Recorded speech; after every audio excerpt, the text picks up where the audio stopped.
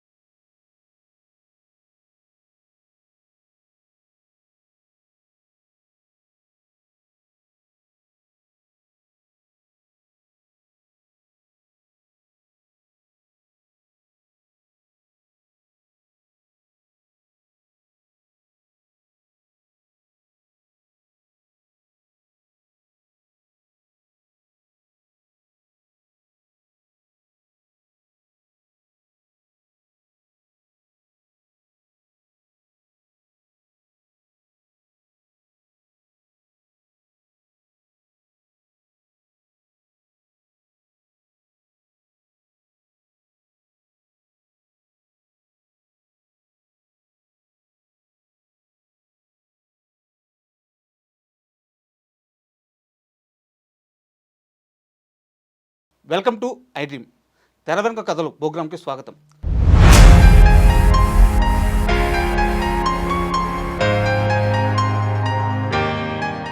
తెలుగు సినీ పరిశ్రమలో అజరామరమైన హీరోలు చాలామంది ఉన్నారు. వాళ్ళల్లో సూపర్ స్టార్ కృష్ణ గారు ఒకరు. కషి, కృషి ఈ రెండు పదాలు ఆయుధాలుగా చేసుకొని ఇండస్ట్రీలో ఆయన ఎన్నో విజయాలను సాధించారు. ఎంతోమందికి స్ఫూర్తిగా నిలిచారు.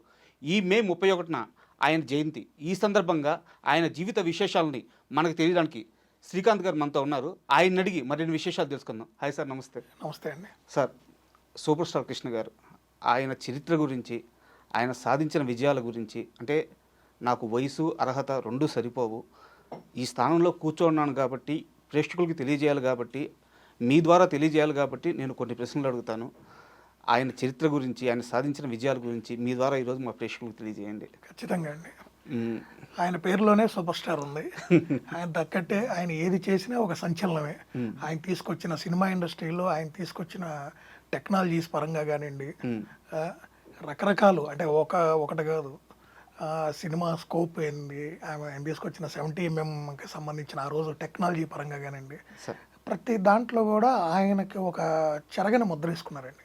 ఎక్కడో బుర్రిపాలెం నుంచి వచ్చిన ఒక చిన్నోడిగా వచ్చిన కృష్ణ గారు ఒక సూపర్ స్టార్ స్థాయికి ఎదగటం అనేది మామూలు విషయం కాదు.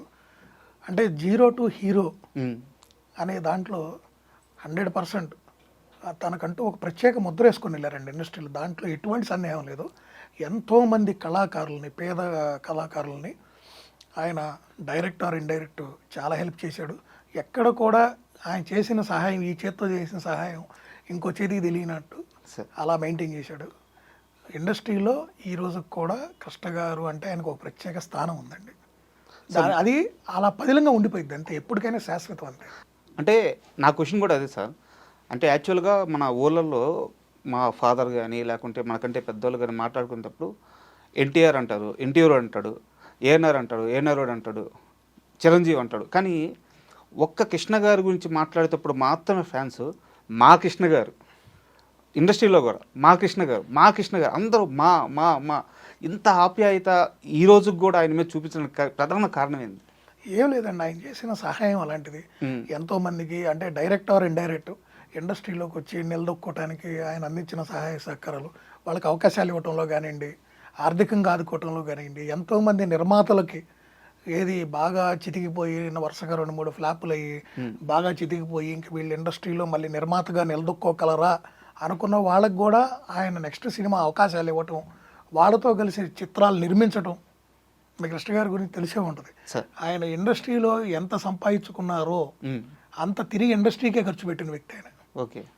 డైరెక్ట్ ఆర్ ఇండైరెక్ట్ ఎన్నో సినిమాలు నిర్మించారు. అవి హిట్ అవ్వచ్చు, కొన్ని ఫ్లాప్ అవ్వచ్చు, ఒక్కోసారి మనం అనుకున్నవన్నీ సక్సెస్ అవ్వాలని. అవునవును. కానీ ఇండస్ట్రీకి ఆయన ఎంత అంటే ఏ స్థాయికి వెళ్ళాడో మీకు తెలియదు ఏం కాదు. ఇండస్ట్రీలో ఆయన నిర్మించిన చిత్రాలు నాకు తెలిసి మిగతా వాళ్ళు అంటే మిగతా చాలా మంది నటులు కూడా నిర్మించారు కానీ ఆ స్థాయిలో అయితే నిర్మించలేదు.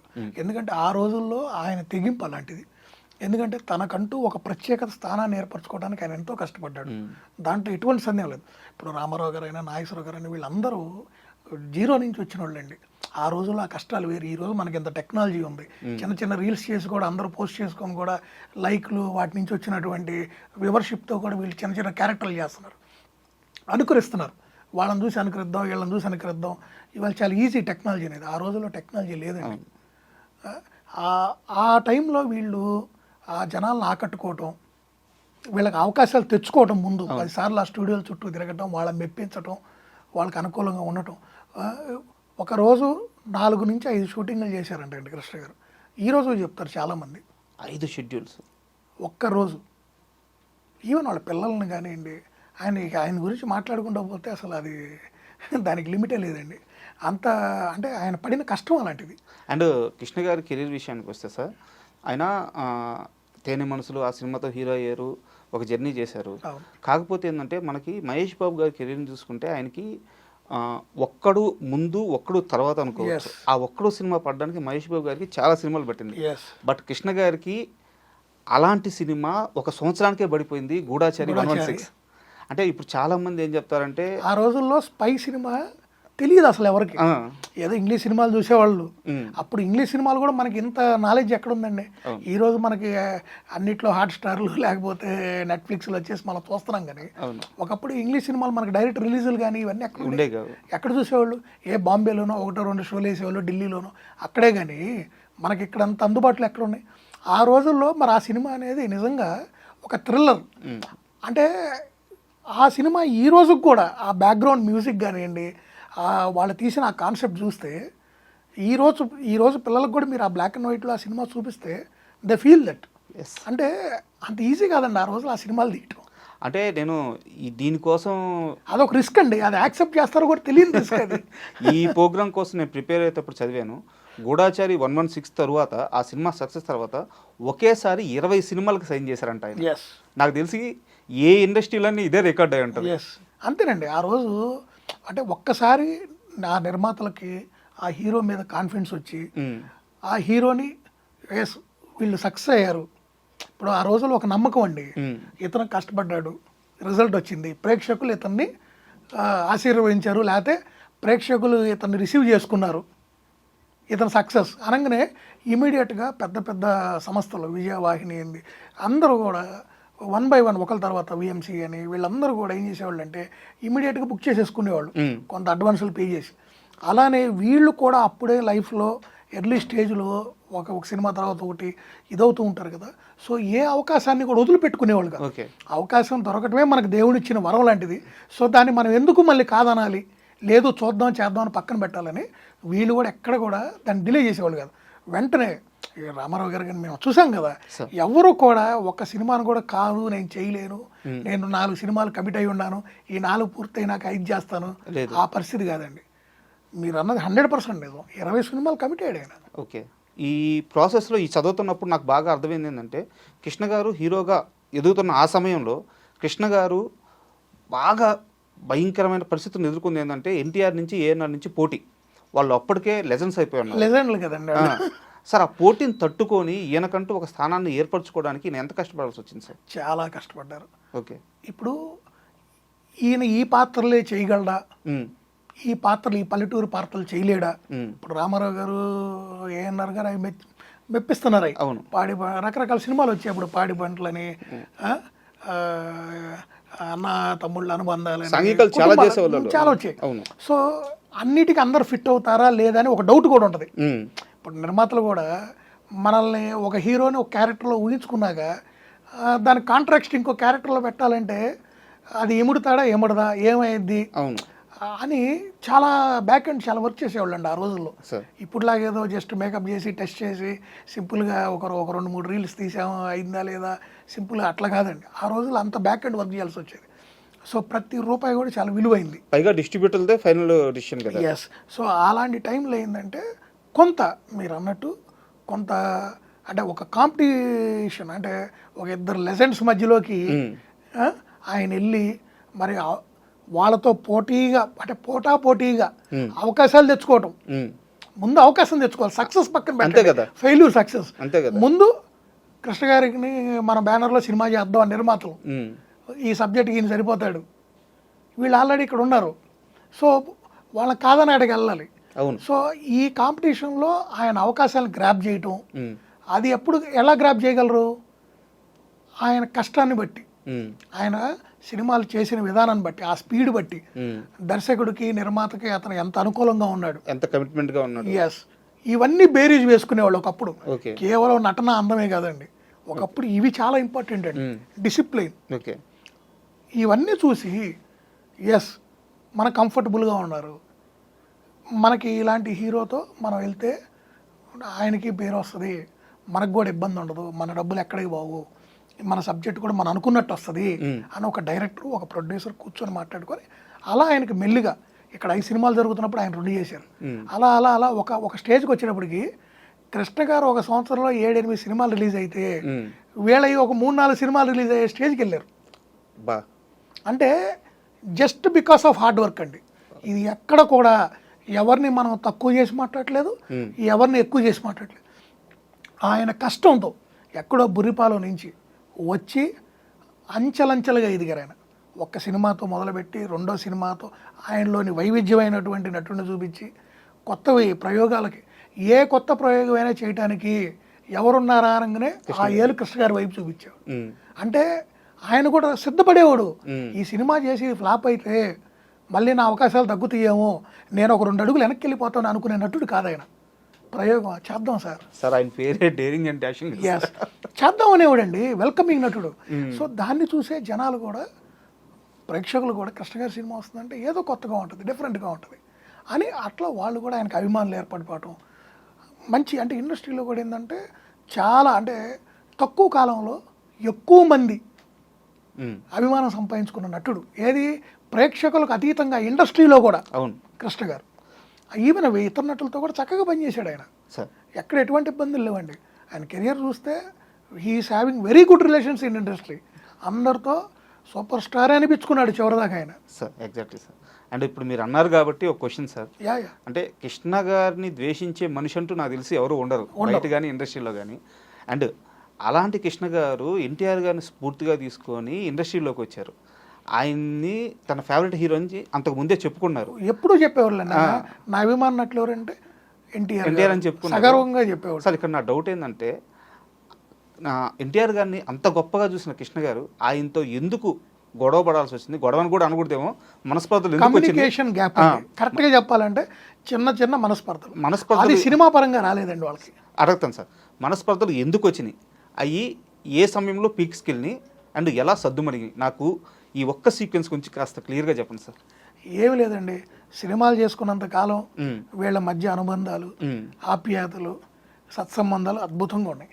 తర్వాత వీళ్ళు రాజకీయంగా అటు రామారావు గారు కానివ్వండి ఒక పార్టీ పెట్టి, మీకు గుర్తుందో లేదో, రాజకీయంగా పార్టీ పెట్టకముందు తుఫాన్లు వచ్చినప్పుడు కానివ్వండి కొంతమంది చాలామంది నిరాశలయ్యి ఈవెన్ రోజు గడవని పరిస్థితుల్లోకి వెళ్ళిపోయి వాళ్ళు గూడు అన్నీ చెదిరిపోయి వాళ్ళు ఇబ్బందులు పడుతున్నప్పుడు కొన్ని కార్యక్రమాలు చేసినప్పుడు రామారావు గారు కానివ్వండి, నాగేశ్వరరావు గారు కానివ్వండి అందరూ జోలి పెట్టుకొని వాళ్ళ సొంత డబ్బులు ఇచ్చి కొన్ని రోజులు సినిమాలు కూడా పక్కన పెట్టి వాళ్ళందరూ డబ్బులు ఖర్చు పెట్టి మనకు సినిమా చూస్తేనే కానీ ఆ సినిమా ఆడింది, నాకు ఆ నిర్మాత డబ్బు ఇచ్చింది, ఈ ఇండస్ట్రీలో మనం ఉందని చెప్పి వాలంటీర్గా వాళ్ళ జీవన శైలికి విరుద్ధంగా వాళ్ళు రోడ్లెక్కి జోలి పట్టి కూడా తిరిగారని తిరిగి అసలు చాలా కార్యక్రమాలు చేశారండి.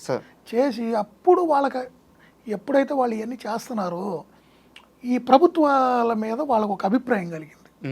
ప్రభుత్వాలు పేద ప్రజలకి ఇంకా చాలా చేయాలి, ఎందుకు చేయలేకపోతున్నారు, ఇలా రకరకాల థాట్స్ వచ్చాయి. అలా రామారావు గారు ఏం జరిగింది, ఇప్పుడు ఆయన జీవితం మీరు కనుక చూపిస్తే ఒక సబ్ రిజిస్ట్రార్ నుంచి ఆయన సినిమాల్లోకి వచ్చాడు, అక్కడి నుంచి రాజకీయాల్లోకి వెళ్ళాడు. అంటే మనిషిని ఏంటంటే వివిధ సందర్భాల్లో సొసైటీలో జరుగుతున్న కొన్ని వాళ్ళ మీద ఇంపాక్ట్ చూపిస్తూ ఉంటాయి. అలా ఆయన రాజకీయాల్లోకి వెళ్ళాడు. అదే విధంగా కృష్ణ గారు కూడా అనుకోకుండా కొంతమంది ఆహ్వానం మేరకు కాంగ్రెస్ పార్టీలోకి వెళ్ళారు.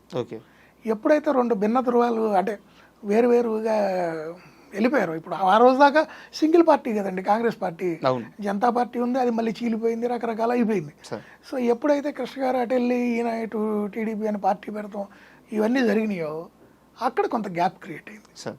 ఇప్పుడు నేను మంచివాడినా అంటే మిమ్మల్ని చెడ్డోడు అనాలి. రాజకీయాలు అంతే కదా సార్, తప్పదు. ఇక తప్పదు, మీరు విమర్శించాలంటే కుదరదు. ఇక నువ్వు నా పార్టీలో నాకు ఎందుకు అంటారు.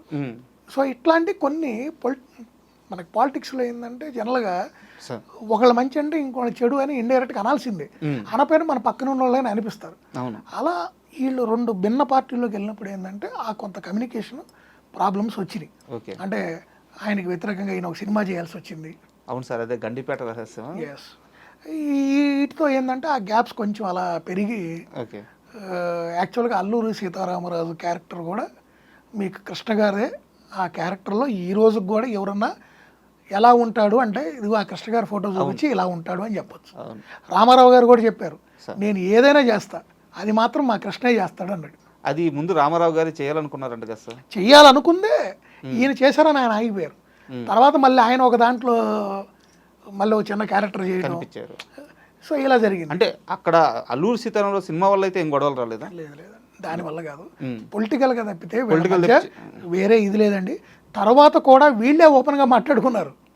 వాళ్ళే మనకెందుకు, మనందరం బాగుంటాం, మన ఇండస్ట్రీ బాగుండాలి, మన కళాకారులు, మనకి ఈ రాజకీయాలు ఎందుకని చెప్పి ఎవరన్నా మధ్యవర్తం చేశారా? వీళ్ళే కలిసిపోయారు సార్. వాళ్ళే వాళ్ళ బ్రదర్ ఆదిశేషగిరిరావు గారు వాళ్ళు మాట్లాడుకొని ఓకే. అందరూ చక్కగా కూర్చొని అప్పట్లో ఇంత రాజకీయాలు ఎక్కడ ఉన్నాయండి?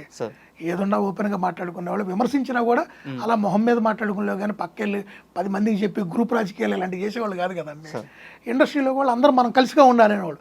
ఎవరైనా ఇద్దరు మాట్లాడుకోకపోతే ఇండస్ట్రీలో ఉన్న పెద్దలు వచ్చి నలుగురు వాళ్ళని కూర్చోబెట్టి ఆ గొడవ సద్దు మనగేటట్టు చేసుకునేవాళ్ళు. అలా చాలా చక్కగా వాళ్ళు పాజిటివ్గా మాట్లాడుకొని ఇక మన సినిమాలు వేరు రాజకీయాలు వేరు అనుకొని ఆ తర్వాత నుంచి మళ్ళీ చాలా హుందాగా చాలా మంచి సినిమాలు చేశారు.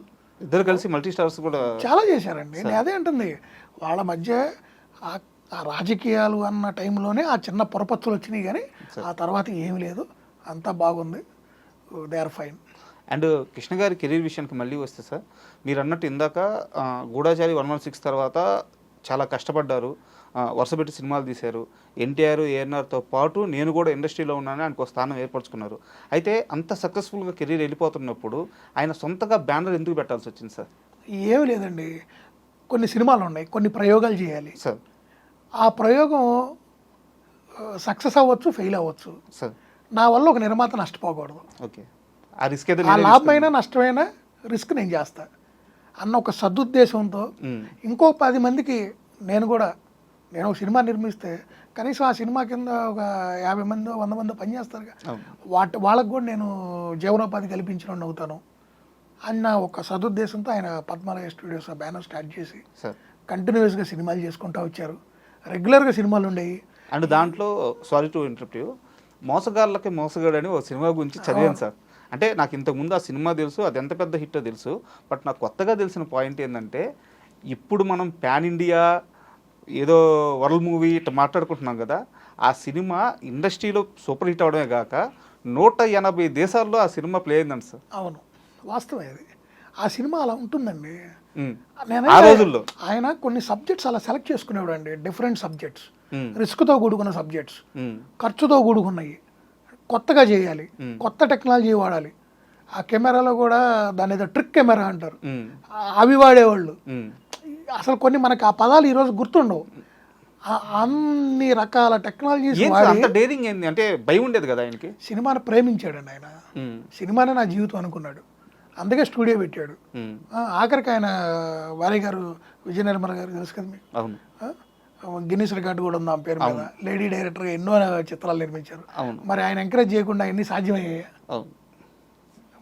ఎప్పుడు వాళ్ళిద్దరు ఒకరికొకరు తోడుగా. అదే మరి నేను అంటుంది, అంటే ఇప్పుడు ఆయనలో అది ఉందండి, ఆయనకి రెండో తెలియదు, సినిమానే ఆయన లోకం. ఎప్పుడు సినిమాలు చేస్తూ బిజీగా ఉండటమే, హిట్ టు ఫ్లాప్ సంబంధం లేదు. ఒక నిర్మాత ఒక సినిమా చేశాడు, ఏదన్నా తేడా పడింది, వెంటనే ఇంకో సినిమా చేసుకోమనేవాడు. అట్లా ఆయన ఖాళీగా ఉండడు. ఆయన నమ్ముకున్న నిర్మాతలు, ఆయనతో సినిమా చేసే నిర్మాత ఎవరు కూడా కృష్ణ గారి వల్ల నేను నష్టపోయాను, ఆయన సరిగ్గా చేయలేదు, ఆయన టైంకి రాలేదు, లేకపోతే ఆయన అనుకున్న దానికన్నా ఎక్కువ ఖర్చు పెట్టించాను ఒక్కళ్ళు అనేది పరిస్థితి లేదు. అది నేను ఒకటి విన్నాను సార్, అది నిజమో కాదో చెప్పండి. ఒక నిర్మాత ఎవరైనా సినిమా తీసి ఆ సినిమా ఫ్లాప్ అయిపోతే ఎక్కువ రోజులు కానీ ఆ నిర్మాత ఇండస్ట్రీలో కానీ తన కంటికి కానీ కనిపించకపోతే ఆయన ఏమయ్యాడు, ఆయన ఎక్కడున్నాడు, ఆయన పిలవండి అని చెప్పి పిలిపించుకునేవాళ్ళు. పిలిపించి ఏంటి ప్రాబ్లము, ఇంకో ఎందుకు సినిమా- చేయట్లేదు, ఆ. ఈ సినిమా దీనివల్ల నీ ఆర్థికంగా నువ్వు ఏమన్నా ఇదైపోయావా, లేదు నువ్వు ఇంట్రెస్ట్ లేకుండా ఇండస్ట్రీ నుంచి అందుకని దూరంగా ఉంటున్నావా కనుక్కొని ఆయన ఇమీడియట్గా డబ్బులు లేవన్నా సినిమా స్టార్ట్ చేయించేవారంటగా. సినిమా స్టార్ట్ చేయించడం కాదండి, ఈయన ఎదురు పెట్టి ఖర్చు పెట్టి తీసిన సినిమాలు కూడా ఉన్నాయి. నిర్మాతల కోసం నేను ఎదురు పెట్టేవాడు. నిర్మాతగా ఆయన పెట్టగలిగినంత పెట్టిన తర్వాత ఓకే, ఆయనకు ఆర్థికంగా ఇబ్బందులు ఉంటే ఈయన ఖర్చు పెట్టి తీసిన కూడా ఉన్నాయి, ఈయన రెమ్యునరేషన్ కాకుండా. పా ఇలాంటివి చాలా జరిగినాయండి. అందుకే ఆయన సూపర్ స్టార్ అనేది ఊరకు కాదండి, ఆయన ఊరకు సూపర్ స్టార్ అవ్వలేదు, సార్ ఇండస్ట్రీయే ఆయన జీవితం. ఆయన ఆయన నేను ఇందాక మీకు ఫస్ట్ స్టార్టింగే ఒక మాట చెప్పాను, కృష్ణ గారు ఇండస్ట్రీ ఎంత ఇచ్చిందో ఆయనకి అంత తిరిగి ఇచ్చేసారు ఆల్రెడీ. అందుకే ఆయన లాభ అవ్వాలా. అది అంత గొప్ప నటుడండి ఆయన. ఆ రోజు నటులకున్న వాల్యూస్, ఆ ఎథిక్స్, ఆ ఇండస్ట్రీకి ఉన్న వాళ్ళకి ఇచ్చే రెస్పెక్ట్ అది వేరండి. వాళ్ళలో నరనరాన వాళ్ళకి అదే ఉండేది. అది మీకు అలారం పెట్టుకుంటే 6ంటికి మెలకు వచ్చిద్దేమో, వాళ్ళకి అలారం పెట్టుకోకపోయినా కూడా 5ంటికి మెలకు వచ్చి 6ంటికి సెట్లో ఉంటారు వాళ్ళు. అలాంటి నటులు వాళ్ళు. చిన్న చిన్నటికి షూటింగ్లు క్యాన్సిల్ చేయటం, చిరాకులు పరాకులు పట్టడం, సొంత వాళ్ళు ఎవరికన్నా బాగలేదనగానే కూడా షూటింగ్ క్యాన్సిల్ చేసి వెళ్ళటం కాదు. ఇంట్లో మనిషికి సీరియస్గా ఉన్నా కూడా ముందు ఇక్కడ కమిట్మెంట్ ఉంది, ఇది పూర్తి చేసుకొని వెళ్దాం అనుకున్నట్లండి. అందుకే వీళ్ళందరూ సూపర్ స్టార్లు అయ్యారు. ఆయన ఎంటైర్ కెరీర్లో ఒకే ఒక్క రోజు మాత్రం షూటింగ్ ఆపారంట సార్, ఆదుర్తి సుబ్బారావు గారి కోసం. ఆయన గురువు గారు ఆయన చనిపోయారన్న వార్త తెలిసిన తర్వాత ఎక్కడో బయట షూట్లో ఉన్నారంట. వెళ్ళడానికి మార్గం కూడా లేకపోతే అప్పటికప్పుడు ఒక స్పెషల్ ఫ్లైట్ మాట్లాడుకొని వచ్చి ఆయన కార్యక్రమాలన్నీ చూసుకొని తర్వాత సార్ దగ్గరుండి మొత్తం జరిపించి వెళ్ళారు. ఇక్కడ నుంచి ఇంకా ఒక జర్నీ ఉంది సార్. ఆయన కొడుకు, వారి పేరు నాకు ఐడియా లేదు, ఆయన్ని తీసుకొచ్చి ఈయన సినిమాల్లో అసిస్టెంట్గా పెట్టి తర్వాత ఈయన హీరోగా ఒక సినిమా ఛాన్స్ ఇచ్చి ఆ సినిమా సరిగ్గా ఆడకపోతే ఈయన కార్యక్రమాలన్నీ ఆయన చూసుకునేటట్టు ఆయన్ని అక్కడ మొత్తం ప్లేస్ చేసి ఆయన లైఫ్లో సెటిల్ అయ్యేదాకా ఆయన చేయి వదలలేదంట సార్. తనకి మొదటి ఛాన్స్ ఇచ్చిన తన గురువు కుటుంబం బాగుండాలి అని చెప్పేసి. అంతే కదండి, ఇంత ప్రేమ, ఇంత అభిమానమా, మరి గురువు అండి, ఇంత మంచితనమా గురువు. అందుకే ఆయన అన్ని సినిమాలు చేశారండి. కృష్ణ గారు చేసిన సినిమాలు ఇవాళ ఎవరు చేశారండి, ఎంతమంది చేశారు చెప్పండి సార్? ఇండస్ట్రీలో ఇంత మంచి ఇండస్ట్రీలో కృష్ణ గారు చేసిన సినిమాలు చేసిన నటుడు ఎవరు చెప్పండి? లేరు. ఎందుకు లేరు? హీరో అదే హీరో ఎందుకు లేరు?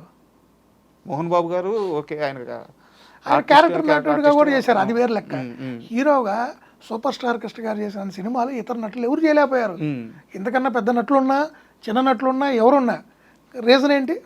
ఈ మంచితనమేనా? అంతే, ఇంకేం లేదు. మీ దగ్గరే ఉంది జవాబు. సార్ అదే ఆయన గొప్పతనం. Hats off sir, hats off. Legend అండి, ఈస్ ఎ లెజెండ్.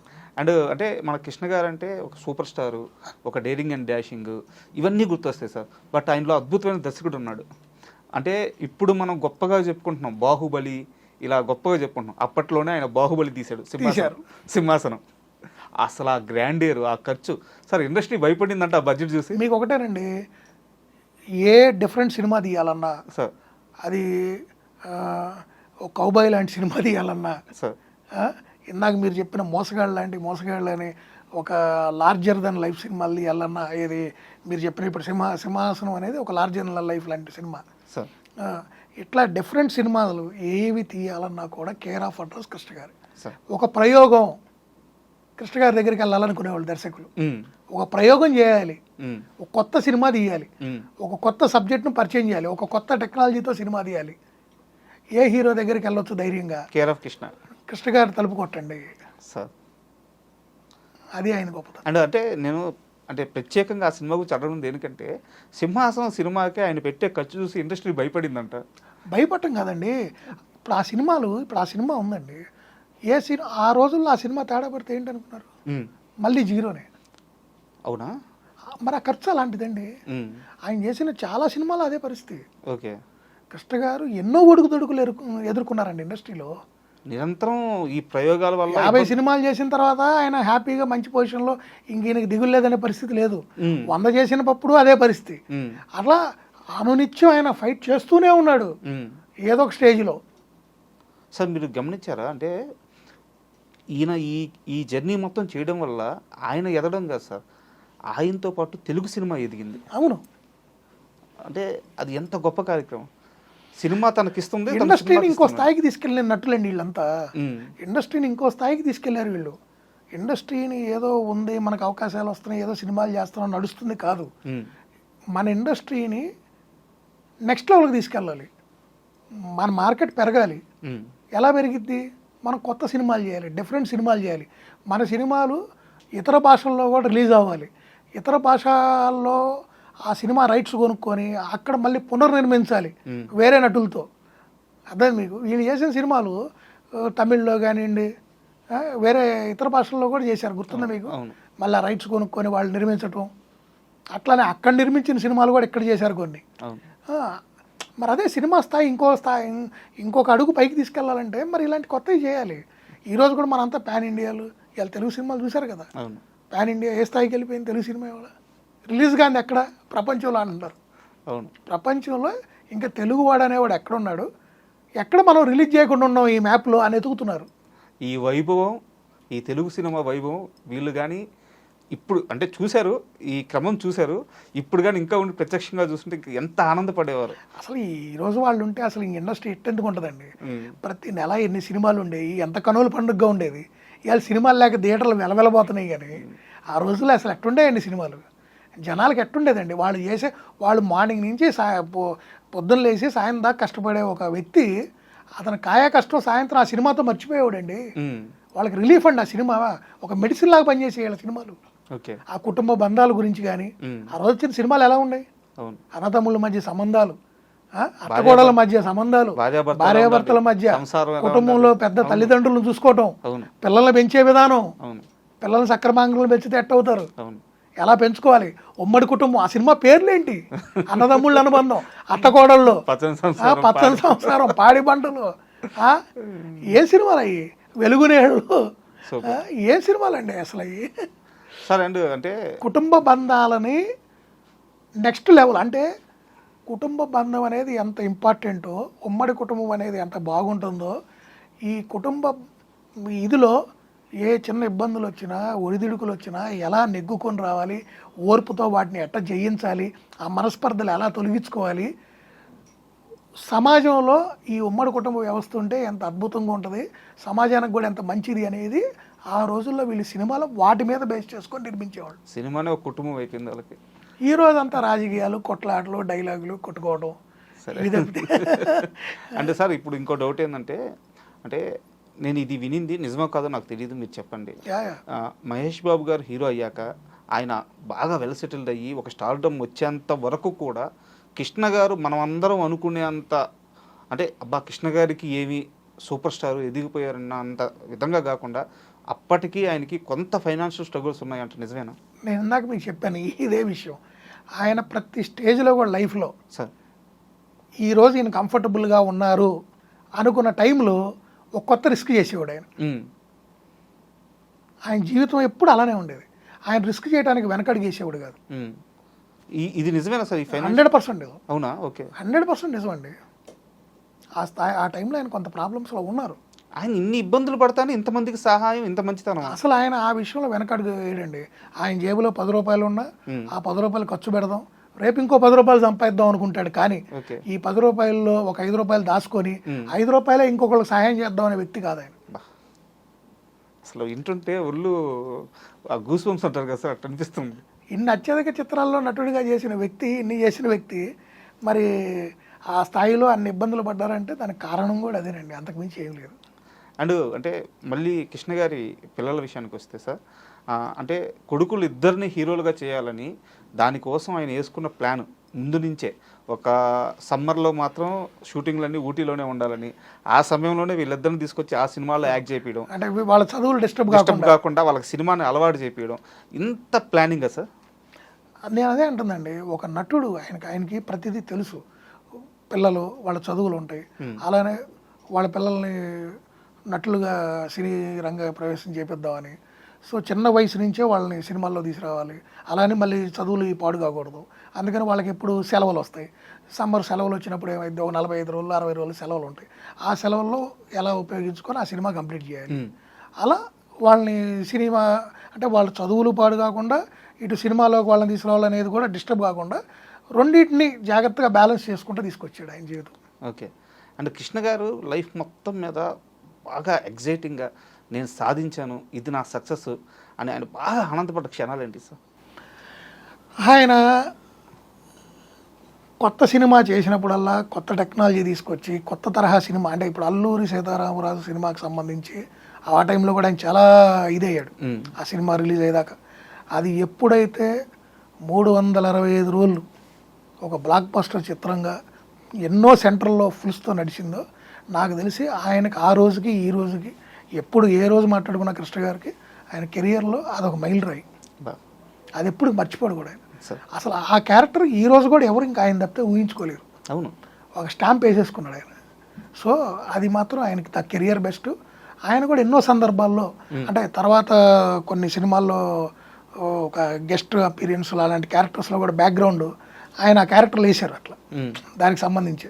సో ఆయన ఎన్నోసార్లు అన్నాడు, నాకు నా అదృష్టం ఆ క్యారెక్టర్ నాకు ఇదవటం. సో అది నాకు ఎప్పటికీ నాకు ఇది అంటారు. సో 100% ఆయనకి మాత్రం అది mile stone. And Alluri Sitaramaraju cinema start అయిన కొన్ని రోజులకే ఆ సినిమా డైరెక్టర్ గారు అనారోగ్యంతో చనిపోయారంట సార్. ఆ సినిమా మొత్తాన్ని డైరెక్ట్ చేసింది ఈయనేనంట. అవును, బట్ డైరెక్టర్గా ఈయన పేరు వేసుకోలేదు, ఆయన పేరే. ఆయన దాదాపు 4 రీల్లో 5 రీల్లో ఏదో డైరెక్షన్ చేశారండి. తర్వాత ఆయనకు అనారోగ్యంతో అసలు సినిమా ఆగింది కొన్ని రోజులు. ఆ సినిమా ముందుకి నెక్స్ట్ వెళ్ళిద్దా ఏదో అని రకరకాలు అనుకున్న టైంలో కొంతమంది ఇతర దర్శకులని సంప్రదించడం, వాళ్ళు భయపడి కూడా చేయలేకపోవడం. అవుట్డోర్ అడవులనే కాదండి, ఈ క్యారెక్టర్ మరి ఇది ఒక ప్రయోగం కదా. జనరల్గా ఇలాంటి క్యారెక్టర్లు ఎక్కువ రామారావు గారు చేస్తూ ఉంటారు.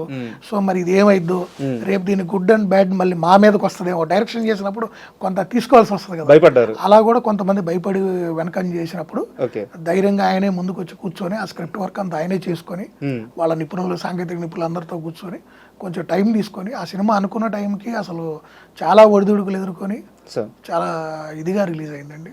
చాలా ఇబ్బంది పడ్డారు ఆ టైంలో ఆ సినిమా రిలీజ్ వరకు కూడా. అండ్ అంటే విజయ చక్రపాణి గారు సీతారామరాజు సినిమా చూసి ఒక అద్భుతం సృష్టించావయ్యా, కానీ ఒక 2 ఏళ్ళు మాత్రం నువ్వు హిట్ అనేది మర్చిపో, ఈ క్యారెక్టర్లో నిన్ను చూసిన తర్వాత నీకు ఇంకా ఏ సినిమా తీసినా ఆడియన్స్కి ఆనదు. అంతే కదా, ఒకసారి మిమ్మల్ని ఒక పాత్రలో పెట్టేసుకున్నాక ఇంకో పాత్రలో మిమ్మల్ని యాక్సెప్ట్ చేయలేరు. నీకు ఇప్పట్లో హిట్ రాదని చెప్పారంట, తర్వాత అదే నిజమైందంట. అవును, ఖచ్చితంగా డౌట్ లేదు. ఎన్ని సినిమా ఫ్లాప్ అయింది సార్ సీతారామరాజు తర్వాత? 3-4 పోయినాయండి వరుసగా. ఓకే, వరుసగా పోయినాయి పాపం. అంటే అక్కడ చూసిన క్యారెక్టర్ అంటే ఆ ఫీల్ అండి ఏం లేదండి. ప్రేక్షకుడు ఒక మనసులో ఒకటి పెట్టుకొని వెళ్ళిపోతాడు. దానికి తగ్గది లేనప్పుడు ఏమైంది అంటే దాన్ని రిసీవ్ చేసుకోవడం కొంత ఇబ్బంది అయింది. అది అందరికీ హీరోలకు ఉంటుందండి. వాళ్ళ లైఫ్లో ఒక పాయింట్ వచ్చినప్పుడు ఏంటంటే ఆ హై క్యారెక్టర్ ఒకటి చేసినాక వెంటనే వేరే చేయాలంటే యాక్సెప్ట్ చేయలేరు తొందరగా. అండ్ ముఖ్యంగా కృష్ణ గారి మంచితనం గురించి, ఆయన హీరోగా ఎదిగిన క్రమం గురించి ఇప్పటిదాకా మనం మాట్లాడుకున్నాం సార్. బట్ ఇంకోటి ఏంటంటే నాకు బాగా ఆశ్చర్యం కలిగించిన విషయం, 2700 అభిమాన సంఘాలు అంట సార్. ఏంటి సార్ ఆ నెంబర్ అసలు? అభిమానం అండి, అభిమానానికి హద్దులే ఉన్నాయి. అభిమానానికి నెంబర్ ఏంది? 2700 అభిమాన సంఘాలు ఏంటి సార్? మరి ఆయన వాళ్ళకి టైం ఇవ్వటం కానివ్వండి. ఆ రోజుల్లో ఉత్తరాలు వచ్చాయి, గుర్తుందండి. అవును, బిఆర్ రాజు గారు అంటారు, తెలుసుగా పిఆర్. అవును, పిఆర్. ఆయనకు వచ్చిన ఉత్తరాలు మొత్తం చదివి అవన్నీ మళ్ళీ ఆయనకి ఏమొచ్చినాయి ఇవేంటి వాటికి రిప్లైలు మళ్ళీ మొత్తం వాళ్ళే టేక్ కేర్ చేసేవాళ్ళు. ఓకే, అంటే ప్రతి ఒక్కరికి రిప్లై ఇచ్చేవాళ్ళు. ప్రతి ఒక్కరికి రిప్లై పంపించేవాళ్ళు, రాయించి పంపించేవాళ్ళు. ఆయన రాయటం కాదు, ఆయన చెప్పి వెళ్తే రాయించి పంపించేవాళ్ళు. దానికి ఒక టీం ఉండేది ఆయనకి. అంత పీక్స్ చూసిన కృష్ణ గారు మహేష్ బాబు ఈ రోజుల్లాగా అంతా ఏముందండి, ఓ చిన్న ఆడియో రికార్డ్ చేసి ఓ వీడియో రికార్డ్ చేసి సోషల్ మీడియాలో పోస్ట్ చేస్తున్నాం. ఆ రోజుల్లో అలా లేదండి. ఉత్తరాలు వచ్చాయి, ఎక్కడెక్కడి నుంచో ఒక సంచులు ఉత్తరాలు వచ్చాయి వాళ్ళ ఆఫీసులకి. లాస్ట్ టైం కూడా మీకు మన బిఆర్ రాజు గారు కాలం చేసినప్పుడు కూడా మనం దాని మీద చర్చలో కూడా వచ్చింది. సూపర్ స్టార్ కృష్ణ గారికి ఆయన వాళ్ళు ఎంత ఇదిగా ఉంటారు వాళ్ళ ఫ్యామిలీ మొత్తం. అప్పుడు కూడా ఇవే చెప్పారు. ఆ రోజు నుంచి మా దగ్గర ఉండి మొత్తం ఆఫీస్కి ఎవరు వచ్చినా కానీ వాళ్ళు రిసీవ్ చేసుకోవడం, అభిమానులు ఏ నుంచి ఏ ఉత్తరాలు వచ్చినా కూడా వాటికి సారీ ఉత్తరం వచ్చింది, దీనికి ప్రతిస్పందన ఏమి రాయమంటారు, ఏంది, వీళ్ళు మిమ్మల్ని కలవాలనుకుంటున్నారు, ఎప్పుడు రమ్మని చెప్పమంటారు, ఏంటి, ఇలా ప్రతిదీ కూడా ఒక సిస్టమేటిక్ వేలో క్రియేట్ చేసుకున్నారండి. అంటే వాళ్ళకి తెలుసండి, వాళ్ళు కింద నుంచి వచ్చిన వాళ్ళకి ఏంటంటే ఒక అభిమాని మనల్ని ఎప్పుడు అభిమానిస్తాడు, మన ఆ వాల్యూని మనం ఎలా కాపాడుకోవాలి, అంచెలంచెలుగా జీవితంలో మనం ఎదుగుతున్నప్పుడు ఏమైందంటే ఈ కింద నుంచి మనం మూలాలు మర్చిపోకూడదు అనమాట. సో అందుకే వీళ్ళు సూపర్ స్టార్లు మెగాస్టార్లు అయ్యారండి. అండ్ కృష్ణ గారు అంత పిక్స్ చూసిన తర్వాత మరో కొత్త తరం మొదలైంది సార్. శోభన్ బాబు గారు, చిరంజీవి గారు, అవును. ఇంకో కొత్త తరం వచ్చింది. బట్ ఏంటంటే ఈయన వాళ్ళతో కూడా మెర్జ్ అయిపోయి వాళ్ళందరితో కలిసి చాలా మల్టీ స్టార్ మూవీస్ తీశారు. చాలా చేశారండి. ఆయనకి ఈవోలు కానీ అట్లా ఏమి ఉండవు. ఆయనకి సినిమానే ప్రపంచం అండి. ఎవరితో అయినా చేస్తాడు. ఆ సబ్జెక్ట్ మళ్ళీ ఇంకోటి మళ్ళీ అదే చెప్తున్నా మీకు. ఈ సబ్జెక్టు నాకు నప్పిద్దా లేదా, నేను చేయగలనా లేదా, ఇది నాకు హిట్ తెచ్చిపెట్టిద్దా ఫ్లాప్ తెచ్చిపెట్టిద్దా, ఇన్ని కూడా చేయడు ఆయన. సార్ మీతో ఒక సినిమా చేయాలనుకుంటున్నాం, ఇది సబ్జెక్టు, రామారావు గారు మీతో ఇది, లేదు శోభన్ బాబు గారు మీతో ఇది, లేదు పలానా ఇంకొక హీరోను మీరు, చంద్రమోహన్ గారు మీరు, ఇది సబ్జెక్ట్ అంటే ఓకే చేసేద్దామండి అంతే. శోభన్ బాబు గారు ఈ మార్చండి, నాకు ఈ మార్చండి, ఈ పెట్టండి, నేను నాకు ఈ క్యారెక్టర్ కాదు నాకు ఆ క్యారెక్టర్ ఇచ్చి వాళ్ళకి ఇది ఇవ్వండి, ఆ టైప్ వ్యక్తి కాదండి. శోభన్ బాబు గారిని బాగా ఎంకరేజ్ చేశారంట. అవును, ఒక మంచి ఫ్రెండ్లీ ఇదిలో వాళ్ళు వెళ్ళారండి బాగా సార్. అండ్ కృష్ణ గారు తన జర్నీ మొత్తం అయిపోయిన తర్వాత వీళ్ళ తరం వచ్చిన తర్వాత వీళ్ళతో పోటీ పడడానికి సెకండ్ ఇన్నింగ్స్ స్టార్ట్ చేశారు సార్.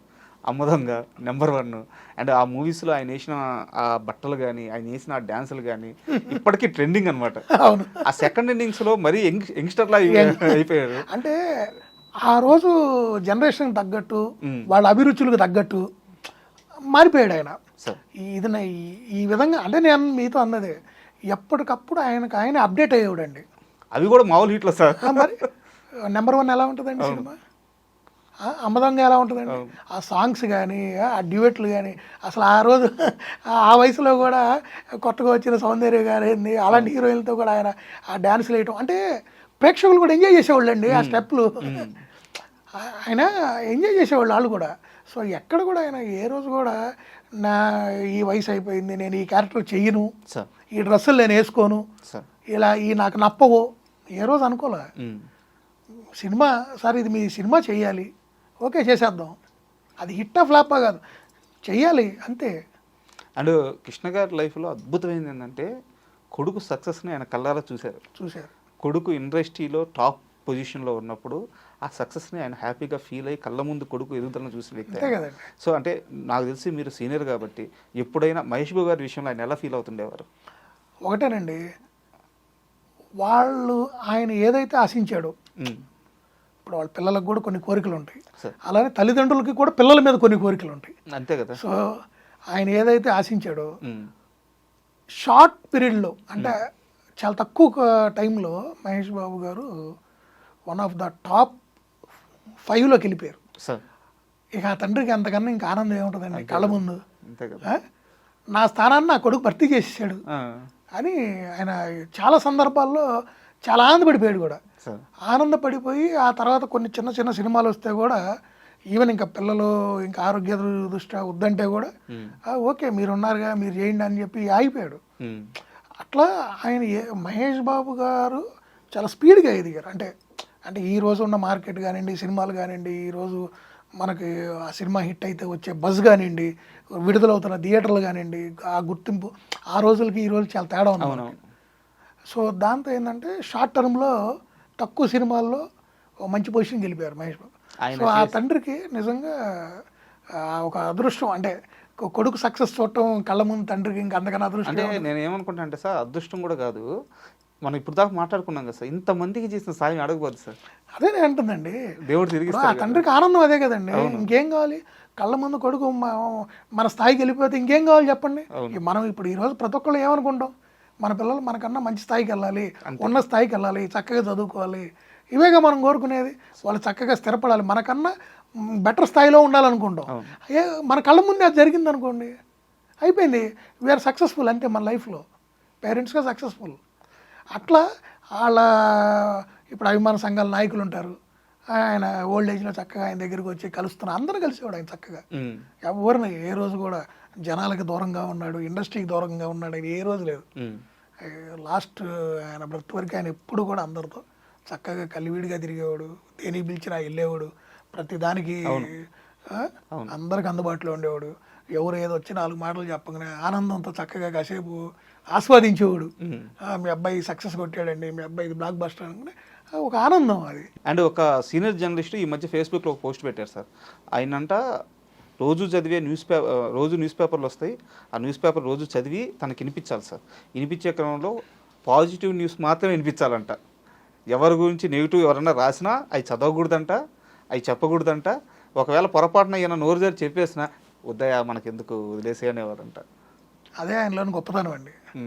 అంటే ఒక చెడు గురించి మనం ఎందుకు వినాలి, ఆ చెడు గురించి మనం ఎందుకు మాట్లాడాలి, దానివల్ల ఇంకొకళ్ళని మనం ఎందుకు అనాలి? అది మంచో చెడో వదిలేసే, మనకు సంబంధం లేదు. ఉన్నది ఏదైనా మంచి వచ్చిందా విందాం. పలానా వాళ్ళు మన గురించే కదండి, వేరే హీరో సినిమా సక్సెస్ అయిందని తెలిసినా కూడా ఆయన ఇంట్లో ఉండి కూడా వాళ్ళకి ఫోన్ చేసి అభినందించేవాడు. ఓకే, అది రామ్ చరణ్ సినిమా అయినా, పవన్ కళ్యాణ్ సినిమా అయినా, లేదు జూనియర్ ఎన్టీఆర్ సినిమా అయినా, ప్రతి ఒక్కళ్ళకి ఆయన నుంచి అభినందనలు వెళ్ళాయి. ఓకే, ఆయనకి సినిమా మీద ఉన్న మక్కువ అండి. ఆయన కాలక్షేపమే సినిమా. ఈనాడు పేపర్లో ఈనాడు సినిమా పేజ్ అనేది ఆయన కంపల్సరీ చదువుతాడంట. అవునా? చదివించుకుంటారు. చదువుకున్నంతకాలం ఆయనే చదువుకునేవాడు కాలక్షేపం. ఈ ఏజ్ పెరిగే కొన్ని ఇక ఒకళ్ళ మీద డిపెండ్ అవ్వని వచ్చినప్పుడు అలా పక్కన ఒకళ్ళని, ఇప్పుడు మీరే చెప్పారు చూసారా, ప్రతిదీ అలా చదివించుకునేవాళ్ళు. ఆయన మొదటి నుంచి కూడా ఇంట్లో ఉన్న ఈ రోజు షూటింగ్ లేదు ఉన్నానంటే ఆ అభిమానుల నుంచి వచ్చిన ఉత్తరాలు ఉంటాయి కదా, అవన్నీ అలా చదువుకుంటూ వాటికి రాయమని చెప్పటం, జవాబులు ఇలా గడిపిన వ్యక్తి అండి ఆయన. ఇక ఆయనకు వేరే వ్యాపారాలు కూడా ఏం చేయలేదండి ఆయన. సినిమా తెప్పి చేయలేదు, ఏం లేదు మరి. అవును, మరి ఇంకా వాళ్ళ కాలక్షేపం ఏమిటో చెప్పండి సినిమా లేకపోతే. అండ్ అంటే మనకి మెగాస్టార్ మన కళ్ళ ముందు ఎదిగిన ఒక సూపర్ స్టార్. బట్ కృష్ణ గారి ముందే ఆయన ప్రయాణం మొదలైంది. ఆ చిరంజీవి గారు ఎదిగే క్రమంలో ఈయన ఇచ్చిన తోడ్పాటు ఏమైనా ఉంది సార్? ఈయన తర్వాత వచ్చిన ప్రతి నటులతో సినిమాలు చేయాల్సి వచ్చిన, ఏదైనా ఫంక్షన్ల పరంగా కానివ్వండి, సినిమా ఓపెనింగ్లు కానివ్వండి, ప్రతి దాంట్లో లేదు ప్రజలకు ఉపయోగపడే ఏదైనా కార్యక్రమాలు చేసేటప్పుడు కానీ, ఒక మాట ఎక్కడన్నా సాయం చేయాల్సి వచ్చిన ప్రతి విషయంలో కూడా ఆయన పాత్ర ఆయన పోషించేవాడండి. ఎక్కడ కూడా నాకు సంబంధం లేదు, మనకెందుకులే, ఇతను కొత్తగా వచ్చాడు, ఇతని వల్ల రేపు మన అవకాశాలు తగ్గుతాయా, అది శోభన్ బాబు అయినా ఇంకొకళ్ళ, ఏ రోజు ఆయన అనుకోలేదండి. ఇండస్ట్రీ ఇంకా పెరుగుతుంది, ఇంకా సినిమాలు వస్తున్నాయి, ఇంకా బాగుంటుంది, ఇంకా చాలామంది కళాకారులకి అవకాశాలు వస్తాయి, ఎంతోమంది టెక్నీషియన్లు బంద్ చేయొచ్చు, ఇండస్ట్రీ పెద్దదవ్వాలి. ఆయన ఆ రోజుల్లో ఒక మాట చెప్పాడు, మీ అందరికి గుర్తుందో లేదో, బాలీవుడ్ ఇండస్ట్రీని తలదన్నిద్ది తెలుగు టాలీవుడ్ ఇండస్ట్రీ అని చెప్పిన వ్యక్తి కృష్ణ గారు. చూసుకోండి కావాలి, అప్పుడే చెప్పారు, ఎప్పుడో చెప్పారు ఆయన, ఎప్పుడో చెప్పారు. ఇప్పుడు అది నిజమైపోయింది. అంటే కృష్ణ గారి జీవితాన్ని ఇప్పుడు మనం మాట్లాడుకున్న మొత్తం ఇదంతా చూసుకున్నట్టయితే ఒక సంపూర్ణమైన జీవితం సార్. ఎక్కడ కూడా ఎలాంటి ఇబ్బందులు లేకుండా, ఎవరితో ఎలాంటి గొడవలు లేకుండా. సూపర్ స్టార్ కృష్ణ అంటే మీరు ఒకటే గుర్తుపెట్టుకోండి, ఒక పుస్తకం, సినిమా పుస్తకం అంతే. ఆయన జీవిత చరిత్ర, సినిమాల్లోకి వచ్చేవాళ్ళైనా, సినిమాలు నిర్మిద్దాం అనుకునే వాళ్ళైనా, దర్శకత్వం వహిద్దాం అనుకున్న, నటున్నట్లుగా అవ్వాలనుకునే ఎవరైనా సరే ఆయన గురించిన సమాచారాన్ని పూర్తి స్థాయిలో తెలుసుకుంటే ఆ తర్వాత ఇండస్ట్రీలోకి వెళ్తే ఖచ్చితంగా సక్సెస్ అవుతారు. సూపర్ సార్, మంచి స్టేట్మెంట్. ఒకటే వర్డ్. అండ్ ఈ సంపూర్ణమైన జీవితం అనిపించిన వ్యక్తి జీవితంలో అరే ఈ కోరిక తీరలేదే, ఈ విషయంలో ఇబ్బంది పడ్డానే, ఇలా ఎప్పుడన్నా ఒక చిన్న బాధ, పెయిన్ అనుభవించిన క్షణాలు ఒక 2-3 చిన్నవి ఉన్నాయిలే కానండి. కానీ ఆయన సాధించిన సక్సెస్, ఆయన కొడుకైనటువంటి మహేష్ బాబు గారు సాధించిన సక్సెస్ల ముందు అవి అసలు నథింగ్. అవి చిన్న అసలు నథింగ్. అవి ప్రతి ఒక్కరికి ఉంటాయండి.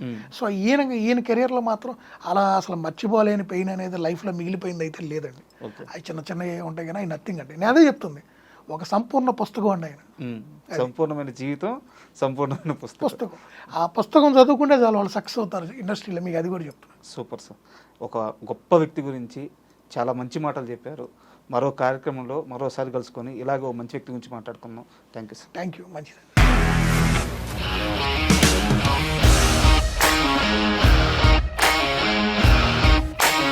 ఇండస్ట్రీలో కమిట్మెంట్ ఇష్యూస్ వస్తే నీకు కూడా వచ్చినట్టు? మార్నింగ్ తీసుకెళ్ళానంటే కొట్టి పడేసాడు.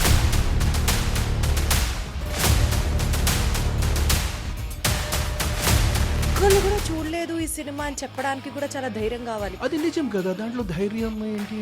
నెక్స్ట్ డే ప్లేట్ మార్చేస్తే తప్పు కదా. As of now we're comfortable this అని నేను అనుకుంటున్నాను. రష్మిక గారిది మీది ఒకే ఊరు అంట కదా? నీకు కోపం వచ్చిందంటే బాగా తిట్టేత్తరా? తిట్టేద్దామండి. నిజంగా గేమ్ ని ఎలా చేంజ్ చేయగలిగారు? ఏపీఎస్ఎఫ్సి వాళ్ళకి 6 నెలల్లో నేను 6 లక్షలు కట్టా. బిజినెస్ చేయాలనుకుంటే it is as difficult as riding a tiger.